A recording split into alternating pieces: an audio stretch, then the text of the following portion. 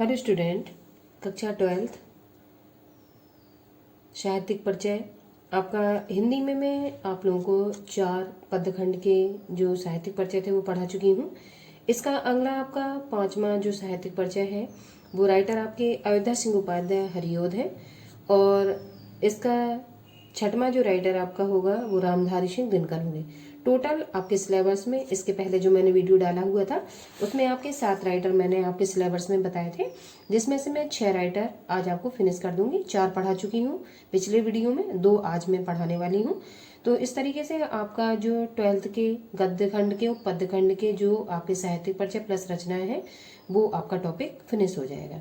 आइए देखते हैं अयोध्या सिंह उपाध्याय हरिओद का जो आपका साहित्यिक परिचय है वो किस तरीके से हमें अंडरलाइन करके बोर्ड की कॉपी में लिखना है। 5वें आपके राइटर हैं अयोध्या सिंह उपाध्याय हरिओद। इनका आपके कक्षा 12th में साहित्यिक परिचय और रचनाएं लिखने के लिए आती हैं। अधिकतम 80 शब्द से आपका ज़्यादा नहीं लिखना होता है, रचनाएं प्लस आपका जो थ्योरी है वो दोनों चीज़ें मिलाकर। आप साहित्यिक परिचय में अयोध्या सिंह उपाध्याय हरिओद द्विवेदी युग के प्रतिनिधि कवि एवं गद्य लेखक हैं। इन्होंने गद्य में और पद्य में दोनों में वर्क किया हुआ है। इस इम्पोर्टेंट लाइन को हमने अंडरलाइन दी हुई है।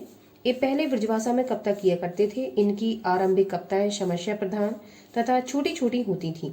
बाद में महावीर प्रसाद द्विवेदी के संपर्क में आने के बाद एक खड़ी बोली हिंदी में काव्य रचना करने लगे। पहले ये गद्य खंड में लिखते थे, लेकिन जब महावीर प्रसाद द्विवेदी के संपर्क में आए तो उन्होंने पद्य खंड में भी लिखना प्रारंभ कर दिया। इस तरीके से आपके गद्य खंड के लेखकों के रूप में जाने जाते हैं। पद्य खंड के जो कवि होते हैं उसमें भी इन्होंने अपनी बहुमुखी प्रतिभा का प्रदर्शन किया है। आगे इन्हें हिंदी साहित्य के तीनों युगों भारतेंदु युग, द्विवेदी युग, छायावादी युग में रचना करने का गौरव प्राप्त है। आगे हरिओद जी के काव्य में लोक मंगल का स्वर मिलता है। लोक मंगल मतलब ये जनता की जो भलाई या समाज की जो भलाई थी उसको चाहने वाले थे। आगे हरिओद जी हिंदी साहित्य की एक महान विभूति के रूप में सदैव याद किए जाते रहेंगे। क्यों याद किए जाते रहेंगे? क्योंकि इन्होंने गद्य में भी वर्क किया हुआ है और पद्य में भी वर्क किया हुआ है, तो निश्चित रूप से हमारे लिए इम्पोर्टेंट कवि हुए। इनकी इम्पोर्टेंट कृतियां नाटक प्रद्युमन विजय, रुक्मणी परिणय और उपन्यास इनका है ठेठ हिंदी का ठाठ और अधकिला फूल। ये आपके ठेठ हिंदी का ठाठ और आपका ये अधकिला फूल ये दोनों ही इम्पोर्टेंट है। और काव्य ग्रंथ जो इनका है वो इम्पोर्टेंट प्रिय प्रभास और वैदेही वनवास। प्रिय प्रभास ज़्यादा इम्पोर्टेंट है और प्रिय प्रभास खड़ी बोली हिंदी में लिखा गया पहला महाकाव्य। जो आपका सेकंड क्वेश्चन आता है हिंदी पेपर में वो आपके 5 नंबर के बहुविकल्पी प्रश्न आते हैं, जिनमें आपसे प्रश्न पूछा जा सकता है प्रिय प्रभास किस बोली का प्रथम महाकाव्य है, या खड़ी बोली हिंदी का प्रथम महाकाव्य कौन सा है। तो आपको प्रिय प्रभास में निशान लगाना है। राइटर कौन है इसके? अयोध्या सिंह उपाध्याय हरिओद। अब दूसरे जो आपके कवि हैं रामधारी सिंह दिनकर, उनका साहित्यिक परिचय देखते हैं। अगले राइटर आपके रामधारी सिंह दिनकर हैं। इनका साहित्यिक परिचय अपने राष्ट्र भाव से जनमानस की चेतना को नई स्फूर्ति प्रदान करने वाले राष्ट्र कवि दिनकर छायावादोत्तर काल के सर्वश्रेष्ठ कवि थे। छायावादोत्तर काल, छायावाद के बाद का जो युग होता है उसको छायावादोत्तर काल या प्रगतिवादी युग के नाम से जाना जाता है। तो जो रामधारी सिंह दिनकर थे ये आपके प्रगतिवादी कवियों में सर्वश्रेष्ठ माने जाते हैं। ठीक है, तो ये छायावादोत्तर काल के सर्वश्रेष्ठ कवि, इसलिए मैंने यहाँ पर अंडरलाइन दिया और एक राष्ट्र कवि के रूप में भी इनकी छवि विद्यमान है। आगे इन्होंने सौंदर्य, प्रेम, राष्ट्र प्रेम, लोक कल्याण आदि अनेक विषयों पर काव्य की रचना की है, किंतु इनकी राष्ट्रीय भाव आधारित कविताओं ने जनमानस को सर्वाधिक प्रभावित किया। इन्होंने इतनी सारी टॉपिक पे कविताएं लिखी हुई हैं, लेकिन जो इन्होंने राष्ट्रीय भावना पर आधारित कविताएं लिखी हुई हैं वो लोगों के द्वारा ज़्यादा पसंद की गई हैं। आगे दिनकर जी को क्रांतिकारी कवि के रूप में भी प्रतिष्ठा मिली हुई है। एक क्रांतिकारी कवि के रूप में जाने जाते हैं। क्रांतिकारी मतलब इन्होंने कोई भी चीज़ जो समाज में व्याप्त है उसके ऊपर डायरेक्ट रचना की हुई, किसी से डरते नहीं थे और डायरेक्ट उस पर कटाक्ष व्यंग करते थे, इसलिए इनको क्रांतिकारी कवि के रूप में जाना जाता है। इन्होंने रसमरथी एवं कुरुक्षेत्र जैसी रचनाओं में अपनी जिस प्रतिभा का परिचय दिया है वह सदैव अविस्मरणीय रहेगा। तो रसमरथी और कुरुक्षेत्र इनकी इम्पोर्टेंट रचनाएं हैं, इन दोनों को आप लोग याद रखेंगे। और इन रचनाओं के फेमस हो जाने के बाद ये आपके जो कवि हैं वो भी फेमस हो गए हैं और इनके वर्क को हमेशा, अविस्मरणीय का मतलब इनको भूला नहीं जा सकता है और हमेशा इनको साहित्य में या पद्यखंड में हमेशा याद किया जाता रहेगा।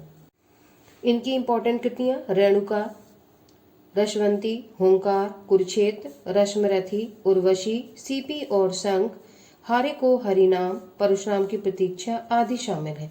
तो जो मैंने इंपॉर्टेंट अंडरलाइन की हुई वो रचनाएं ज़्यादा इंपॉर्टेंट है। जैसे आपका हुंकार, ये इंपॉर्टेंट है। कुरुक्षेत्र, ये इंपॉर्टेंट है। रश्मरथी, उर्वशी, सीपी और शंख अभी तक नहीं पूछी गई है। हारे को हरिनाम और परशुराम की प्रतिज्ञा। तो परशुराम की प्रतिज्ञा और आपका कुरुक्षेत्र, हुंकार, रश्मरथी, ये आपकी 4 रचना है, बहुत इंपॉर्टेंट है। तो आपको क्रांतिकारी कवि के रूप में रामधारी सिंह दिनकर का साहित्यिक परिचय लिखने के लिए आ सकता है। अब आपके टोटल राइटर 7 लगे हुए हैं, जिसमें मैंने हीरानंद, भाषानंद, अज्ञे, इनका जो साहित्यिक परिचय वो छोड़ दिया है, इसलिए क्योंकि 7 में से आपके 3 साहित्यिक परिचय उसमें लिख के आते हैं पेपर में, तो मैंने 6 पढ़ा दिए, तो 6 में से एक आपका 100% फंस जाएगा। तो आपको 6 तैयार कर लेंगे, 6 क्या 5 भी तैयार कर लेंगे तो भी आपका काम हो जाएगा। इसी तरीके से गद्यखंड में भी मैंने आपके जो भी राइटर कंप्लीट किए इंपॉर्टेंट वो आप लोग लिख लेंगे। इस तरीके से आपके गद्यखंड के और पद्यखंड के जितने भी साहित्य परिचय और रचनाएं थी वो मैंने कंप्लीट वीडियो आप लोगों को डाल दिए हैं। और आपका जो खंड का आपका प्रश्न आता है जो डिस्ट्रिक्ट वाइज लगा हुआ था, तो खंड का भी मैंने आपके खत्म करवा दिया हुआ है और अदर स्टेट के मैं पढ़ा रही हूँ इस टाइम। तो आप लोग प्लेलिस्ट में जाकर विजिट कीजिए, वहाँ पे आपको बहुत सारा मैटर मिलेगा। और संपूर्ण व्याकरण के लिए आपका संपूर्ण व्याकरण जो आपका प्लेलिस्ट में चैनल बना हुआ है, उसमें प्लेलिस्ट में आप देखेंगे तो उसमें संपूर्ण व्याकरण में high school, 9th, first year, inter सभी बच्चों को पूरी ग्रामर मिल जाएगी। और जो भी टॉपिक आप लोगों को नहीं समझ में आता है तो कमेंट बॉक्स में आप कोई भी क्वेरी हो तो उसके लिए आप ठीक है नोट डाउन करके जो भी आपको नहीं समझ में आ रहा हो तो कोई मैसेज आप छोड़ सकते हैं।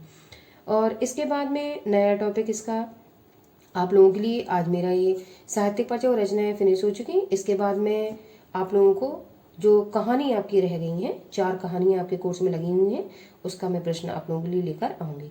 प्रथम कहानी आपकी जो है वो शिवानी और लाठी इस साल जुड़ी हुई है। तो मैं प्रथम, पिछली बार लाठी हटा दी गई थी, ये शिवानी की जो कहानी थी इस बार ये ऐड हुई है, तो इस पर मैं आप लोगों के लिए प्रश्न लेकर आऊँगी। इसका अगला टॉपिक मेरा नया टॉपिक जो रहेगा उस पर वीडियो रहेगा। आज ये पुराना टॉपिक आपका फिनिश हो चुका है, तो इसके बाद में कहानी का आप लोगों के लिए वीडियो लेकर आने की कोशिश करूँगी।